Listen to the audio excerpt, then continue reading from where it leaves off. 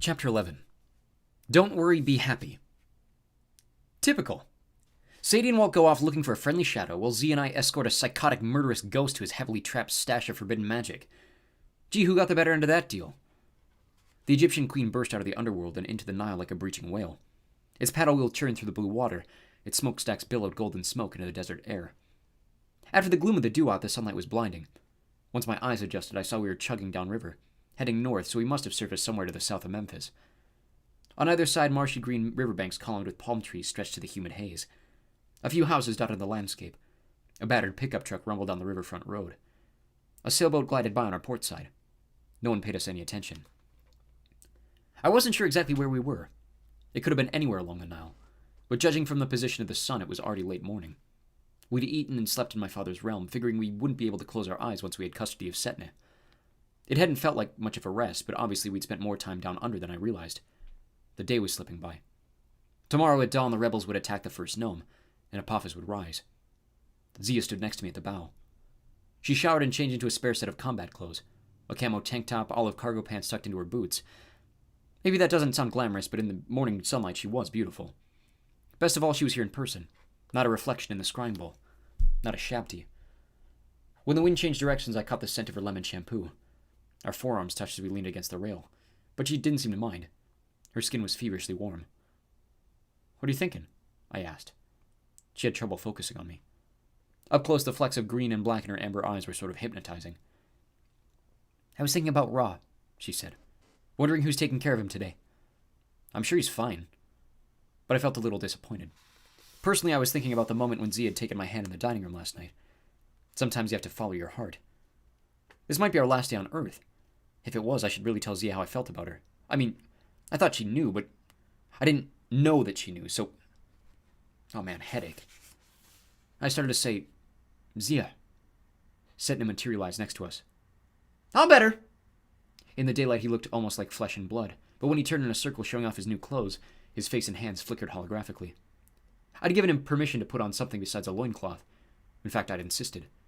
But I hadn't expected an outfit so mind-boggling. Maybe he was trying to live up to Sadie's nickname for him, Uncle Vinny. He wore a black suit jacket with padded shoulders, a red t-shirt, a crisp pair of jeans, and a blindingly white running shoe. Around his neck was a heavy golden chain of interlocking onyx. On each pinky he wore a ring the size of a jawbreaker, with the symbol of power, was, set in diamonds. His hair was combed back with even more grease. His eyes were lined with coal. He looked like the ancient Egyptian mafia. Then I noticed something missing from his ensemble.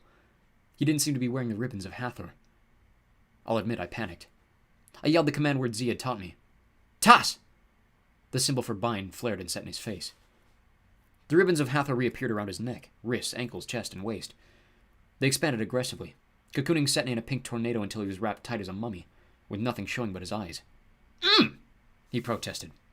I took a deep breath. Then I snapped my fingers. The binding shrank back to their normal size. "What was that for?" Setne demanded.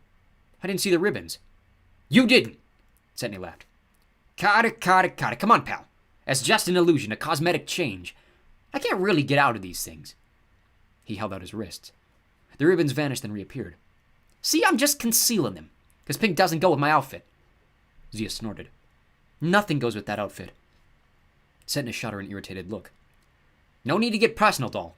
Just relax, okay? You saw what happens. One word from you and I'm tied up good, no problems." His tone sounded so reasonable.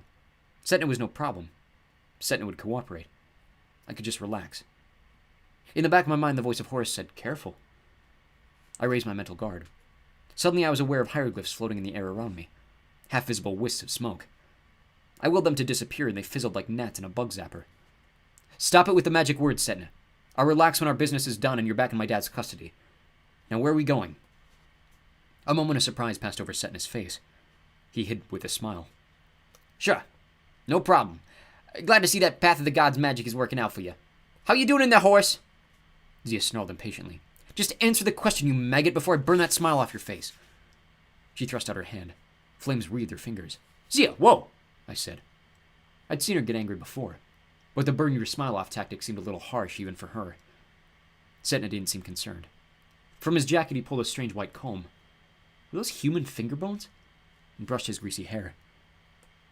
"Poor Zia," he said. "The old man is getting to you, isn't he?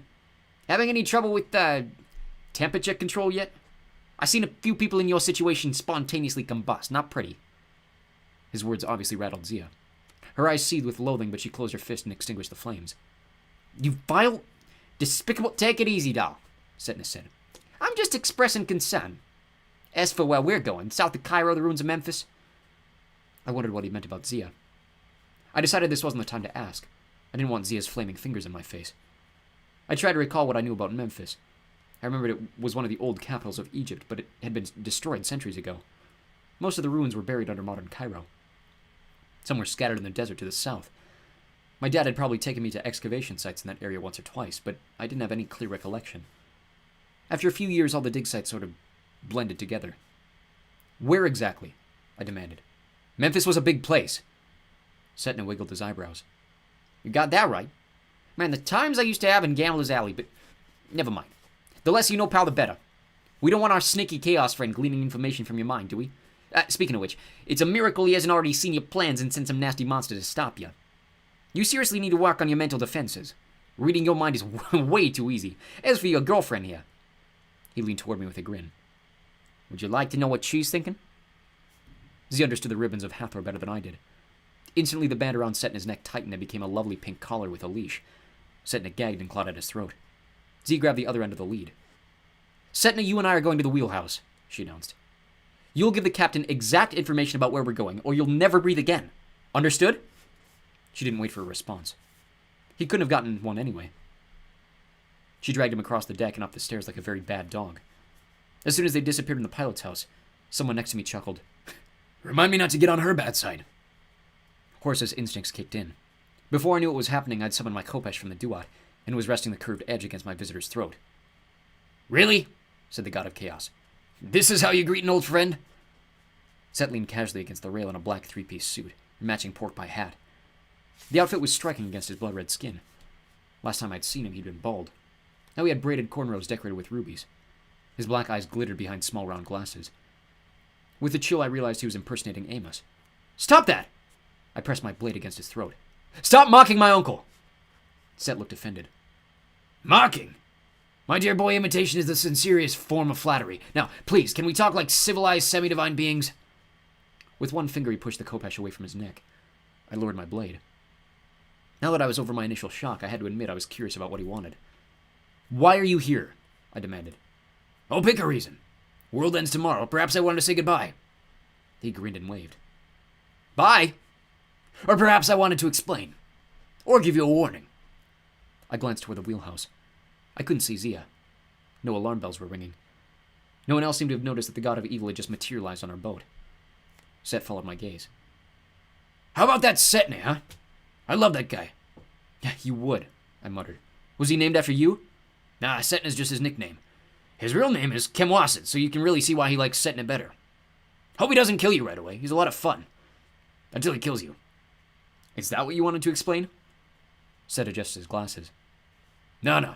It's the thing with Amos. You've got the wrong idea. You mean that you possessed him and tried to destroy him? I asked. That you almost shattered his mind, and now you want to do that again? Well, the first two true. Last one, no. Amos called me. You gotta understand, I could never have invaded his mind in the first place if he didn't share some of my qualities. He understands me. I clenched my sword. I understand you too. You're evil. Set laughed. You figure that out all by yourself? The god of evil is evil? Sure. Not pure evil. Not pure chaos either. After I spent some time in Amos's head, he understood. I'm like that improvisational jazz that he loves. Chaos within order. That's our connection. And I'm still a god carter. I'm, what do you call it? The loyal opposition? Loyal. Yeah, right. Set gave me a sly smile. Okay, I want to rule the world. Destroy anyone who gets in my way, of course. But that snake, Apophis, he takes things too far. He wants to pull the whole of creation down into a big soupy primordial mess. Where's the fun in that? If it comes down to Ra or Apophis, I fight on Ra's side. That's why Amos and I have a deal. He's learning the path of Set, and I'm going to help him. My arms trembled. I wanted to cut off Set's head, but I wasn't sure I had the strength. I also wasn't sure it would hurt him. I knew from Horus that gods tended to laugh off simple injuries like decapitation. You expect me to believe you'll cooperate with Amos? I asked. Without trying to overpower him? Sure, I'll try. But you should have more faith in your uncle. He's stronger than you think he is. Who do you think sent me here to explain? An electric charge went through my body. I wanted to believe Amos had everything under control, but this was Set talking. He did remind me a lot of the ghost magician Setna. That wasn't a good thing. You've done your explaining, I said. Now you can leave. Set shrugged. Okay. But it does seem like there was one more thing. He tapped his chin. Ah, right. The warning. The warning? I repeated. Because usually when Horace and I fight, it would be me who is responsible for what's about to kill you, but this time, it's not. I thought you should know. Apophis is so copying my moves, but like I said. He took off his pork pie hat and bowed, the rubies glittering in his cornrows. Imitation is flattery. What are you... The riverboat lurched and groaned as if we'd hit a sandbar. Up in the wheelhouse, the alarm bell dinged. The glowing crew orb zipped around the deck in a panic. What's happening? I grabbed the rail. Oh, that'd be the giant hippo, Set said casually. Good luck! He disappeared in a cloud of red smoke as a monstrous shape rose from the Nile. You might think a hippo could probably not inspire as much terror as it did. Screaming hippo doesn't have the same impact as screaming shark. But I'm telling you, as the Egyptian queen careened to one side, its paddle wheel lifting completely out of the water, and I saw that monster emerge from the deep, I nearly discovered the hieroglyphs for accident in my pants. The creature was easily as big as our riverboat. Its skin glistened purple and gray. As it rose near the bow, it fixed its eyes on me with unmistakable malice and opened a maw the size of an airplane hangar. Its bottom peg-like teeth were taller than me. Looking down the creature's throat, I felt like I was seeing a bright pink tunnel straight to the underworld. The monster could have eaten me right there, along with the front half of the boat, and I would have been too paralyzed to react. Instead, the hippo bellowed. Imagine someone revving a dirt bike, then blowing a trumpet. Now imagine those sounds amplified 20 times, coming at you in a blast of breath that smells like rotten fish and pond scum. That's what a giant hippo's war cry is like. Somewhere behind me, Zia yelled, "Hippo!" which I thought was a little late. She stumbled toward me over the rocking deck, the tip of her staff on fire. Our ghostly pal Setna floated behind her, grinning with delight. There it is! Setna shook his diamond pinky rings. Told you Apophis would send a monster to kill you. You're so smart, I shouted. Now how do we stop it? The hippo shoved its face against the Egyptian queen. I tumbled backward and slammed against the deckhouse. Out of the corner of my eye, I saw Zia blast a column of fire at the creature's face. The flames went straight up its left nostril, which just made the hippo mad. It snorted smoke and bashed the ship harder, catapulting Zia into the river. No! I staggered to my feet. I tried to summon the avatar of Horus, but my head was throbbing. My focus was shot. Want some advice? Setna wafted next to me, unaffected by the rocking of the ship. I could give you a spell to use. His evil smile didn't exactly fill me with confidence. Just stay put! I pointed at his hands and yelled, Tass! The ribbons of Hathor tied his wrists together. Oh, come on! He complained. How am I supposed to comb my hair like this? The hippo peered at me over the rail, its eye like a greasy black dinner plate. Up in the wheelhouse, blood-stained Blade rang the alarm bell and shouted at the crew. Hard to port! Hard to port! Somewhere over the side, I heard Zia choking and splashing, which at least meant she was alive, but I had to keep the hippo away from her and give the Egyptian queen time to disengage. I grabbed my sword, charged up the tilting deck, and leapt straight onto the monster's head. My first discovery? Hippos are slippery, kind of like a shark. I scrambled for a handhold, not easy while wielding a sword, and almost slid off the other side of the hippo's head before I hooked my free arm around its ear. The hippo roared and shook me like a dangled earring. I caught a glimpse of a fishing boat sailing calmly by as if nothing were wrong. The crew orbs of the Egyptian queen ripped around a large crack in the stern. Just for a moment I saw Zia floundering in the water, but 20 yards downstream. Her head went underwater. I summoned all my strength and drove my sword into the hippo's ear. The monster thrashed its head. I lost my grip and went sailing across the river like a three-point shot. I would have hit the water hard, but at the last second I changed into a falcon. I know, that sounds crazy. Oh, by the way, I just happened to change into a falcon. But it was fairly easy magic for me, since the falcon was Horus's sacred animal. Suddenly, instead of falling, I was soaring over the Nile. My vision was so sharp I could see field mice in the marshes. I could see Zia struggling in the water, as well as every bristle on the hippo's massive snout. I dove at the monster's eye, raking it with my claws. Unfortunately, it was heavily lidded and covered with some kind of membrane. The hippo blinked and bellowed in annoyance, but I could tell that I hadn't done any real damage. The monster snapped at me. I was much too fast. I flew to the ship and perched on the wheelhouse roof, trying to catch my breath. The Egyptian queen had managed to turn. It was slowly putting distance between itself and the monster, but the hull had taken some serious damage. Smoke billowed from the cracks in the stern. We were listing to starboard, and Bloodstained Blade kept ringing his alarm bell, which was really annoying. Zia was working to stay afloat, but she drifted farther downstream from the hippo and didn't seem to be in immediate danger. She tried to summon fire, which isn't easy to do when you're floundering in a river. The hippo lumbered back and forth, apparently looking for the pesky bird that had poked it in the eye. The monster's ear was still bleeding, though my sword was no longer there. Maybe at the bottom of the river somewhere. Finally, the hippo turned its attention to the ship. Setna materialized next to me. His arms were still tied, but he looked like he was enjoying myself. "You ready for that advice now, pal? I can't cast a spell myself because I'm dead and all, but I can tell you what to say." The hippo charged. It was less than 50 yards away, closing fast. If it hit the ship at that speed, the Egyptian queen would break into kindling. Time seemed to slow down. I tried to gather my focus. Emotions are bad for magic, and I was completely panicked. But I knew I'd only get one shot at this. I spread my wings and flew straight at the hippo. Halfway there, I transformed back into a human, dropped like a stone, and summoned the avatar of Horus. If it hadn't worked, I would have ended my life as an insignificant grease spot on the chest of a charging hippo. Thankfully, the blue aura flickered around me, and I landed in the river encased in the glowing body of a 20-foot-tall hawk-headed warrior. Compared to the hippo, I was still tiny, but I got its attention when I drove my fist into its snout. That worked really well for about 2 seconds. The monster forgot all about the ship.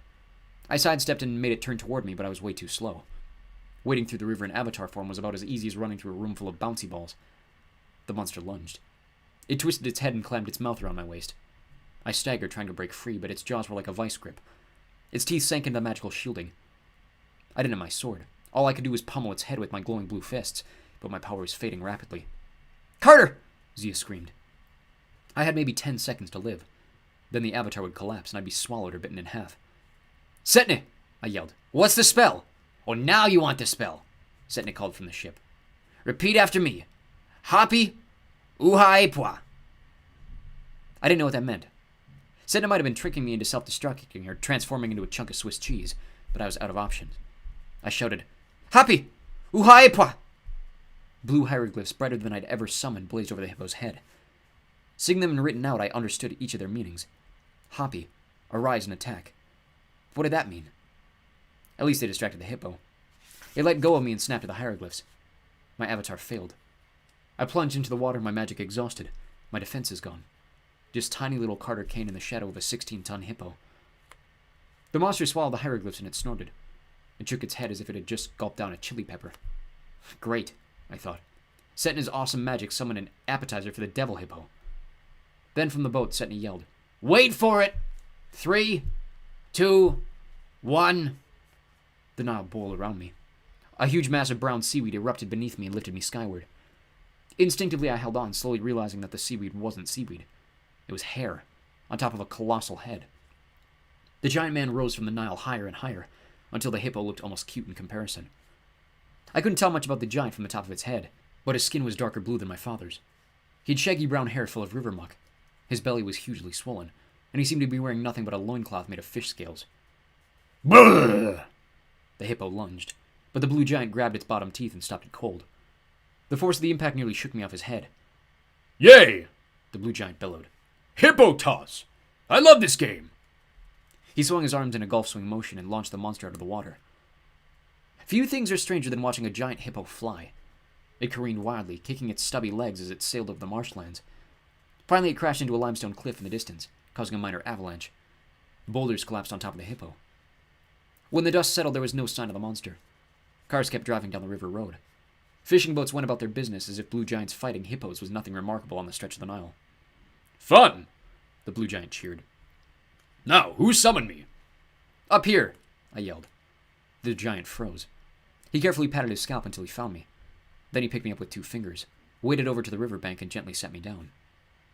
He pointed to Zia, who was struggling to reach the shore, and the Egyptian queen, which was drifting downstream, listing and smoking from the stern. "Are those friends of yours?" "Yes," I said. "Could you help them?" The giant grinned. "Be right back." A few minutes later, the Egyptian queen was safely moored. Zia sat next to me on the shore, wringing Nile water out of her hair. Setna hovered next to us, looking quite smug, even though his arms were still tied. "So maybe next time you'll trust me, Kata King." He nodded at the giant who loomed over us, still grinning like he was really excited to be here. "May I present my old friend Hapi?" The blue giant waved at us. "Hi!" His eyes were completely dilated. His teeth were brilliant white. A mass of stringy brown hair fell around his shoulders, and his skin rippled in different shades of watery blue. His belly was much too big for his body, It sagged over his fish scale shirt like he was either pregnant or had swallowed a blimp.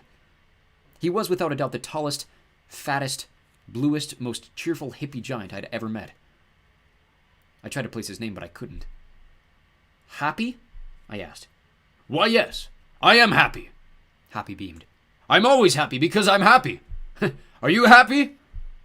I glanced at Setna, who seemed to find this terribly amusing. Happy's the god of the Nile, the ghost explained. Along with his other duties, Happy's the provider of bountiful harvest and good things, so he's always happy, I guessed. Zia frowned up at the giant. Does he have to be so big? The god laughed. Immediately he shrank down to human size, though the crazy cheerful look on his face was still pretty unnerving. So! Happy rubbed his hands with anticipation. Anything else I can do for you kids? It's been centuries since anybody summoned me. Since they built that stupid Aswan Dam, the Nile doesn't flood every year like it used to. Nobody depends on me anymore. I could kill those mortals. He said this with a smile, as if he just suggested bringing the mortals some home-baked cookies. I did some quick thinking. It's not often a god offers to do you favors, even if that god is psychotically over-caffeinated. Actually, yes, I said. See, Setna suggested I summon you to deal with the hippo, but... Oh, Setna. Happy chuckled and pushed the ghost playfully. I hate this guy. I absolutely despise him. He's the only magician who ever learned my secret name. Setna shrugged. That was nothing, really. And I gotta say you came in handy many times back in the old days. Ha ha! Happy's smile became painfully wide. I would love to rip off your arms and legs, Setna. That would be amazing. Setna's expression remained calm, but he drifted a little farther away from the smiling god. Anyway, I said, we're on a quest. We need to find this magic book to defeat Apophis. Setna was leading us to the ruins of Memphis, but now our boat is busted. Do you think... Oh! Happy clapped excitedly. The world's going to end tomorrow. I forgot. Yeah. Zia and I exchanged looks. Right, I said. So if Setna told you exactly where we were going, could you take us there? And if he won't tell you, then you could rip his limbs off? That'd be fine. Yay! Happy cried. Setna gave me a murderous look. Yeah, sure. We're going to the Serapeum, the temple of the Apis bull. Happy smacked his knee. I should have figured. Brilliant place to hide something. That's pretty far inland, but sure, I can send you there if you want. And just so you know, Apophis has demons scouring the riverbanks. You'd never get to Memphis without my help. You'd get torn into a million pieces. He seemed genuinely pleased to share that news. Zia cleared her throat. Okay then, we'd love your help. I turned toward the Egyptian queen, where blood-stained blades stood at the railing awaiting further orders. Captain, I called. Wait here and continue repairing the ship. Well, oh, the ship can go too, Hapi interrupted. That's no problem. I frowned. I wasn't sure exactly how the river god was going to move the ship, especially since he told us that Memphis was inland, but I decided not to ask. Belay that order, I called to the captain. The ship is coming with us. Once we reach Memphis, you continue repairs and await further orders. The captain hesitated. Then he bowed his axe-blade head. I obey, my lord. Great, Hapi said. He held out his palm, which contained two slimy black orbs like fish eggs. Swallow these, one each. Zia wrinkled her nose. What are they? They'll take you where you want to go, the god promised. They're Hapi pills. I blinked. What? The ghost suddenly cleared his throat. He looked like he was trying not to laugh. Yeah, you know, Hapi invented them. So that's just what they're called. Just eat them, Hapi said. You'll see. Reluctantly, Zia and I took the pills. They even tasted worse than they looked. Instantly, I felt dizzy. The words shimmered like water. Nice to meet you, Hapi cried, his voice turning murky and distant. You do realize you're walking into a trap, don't you? Okay, good luck. With that, my vision went blue, and my body melted into liquid.